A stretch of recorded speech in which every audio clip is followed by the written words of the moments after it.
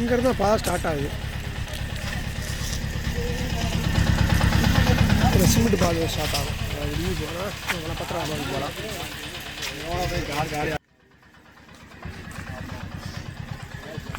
நிறையா ஆள் நடந்து போயிட்டு இருக்காங்க. இன்றைக்கி கோயிலுக்கு பௌர்ணமிங்கால நிறையா நடந்து போயிட்டுருக்காங்க.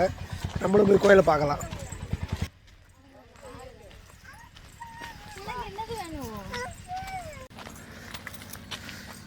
வனப்பத்திரகாலின்னு சொன்னாங்கல்ல, அந்த பாதைக்கு இப்போ தான் பாதை ரெடி பண்ணியிருக்காங்க. உங்களுக்கு சிமெண்ட் ரோடு போடுறதுக்காண்டி பாதை நடந்துகிட்டு இருக்கு.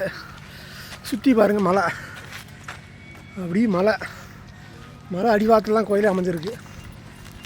இந்த சிமெண்ட் பாதை போட்டிருக்காங்க. அடுத்த ட்ரிப் வரும்போது மேக்ஸிமம் சிமெண்ட்டோடய போட்டிருப்பாங்கன்னு நினைக்கிறேன். நீட்டாக இருக்கும். மக்கள் சைடில் தான் போயிட்டுருக்காங்க.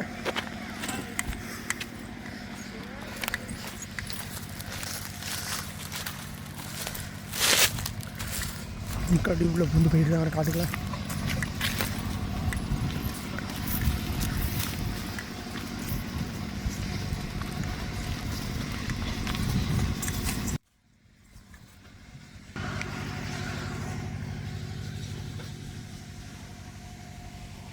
கோவில் கிட்ட வந்துட்டோம்.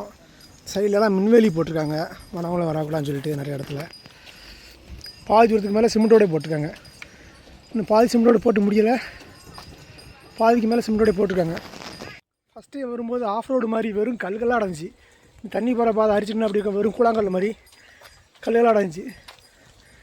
கோயில் நல்லா ஃபேமஸாக நல்லா சிறப்பாக சிமெண்ட்டோடய போட்டாங்க.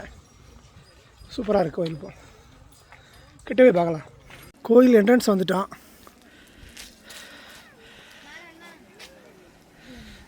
காலையில் 8லேருந்து 5 மணி வரையும் டெய்லி பூஜை உண்டான்.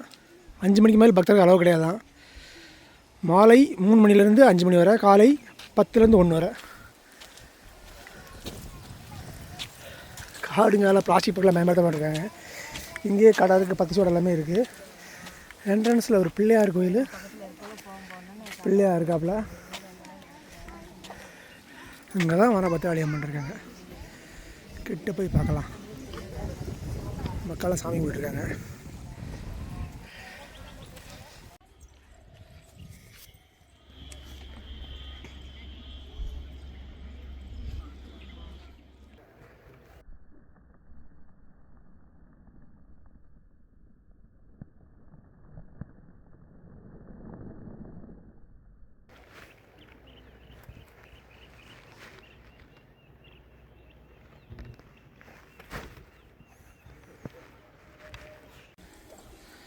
வைஷ்ணவி தேவி, இங்கே விநாயகர், அப்படி அங்கே போச்சுன்னா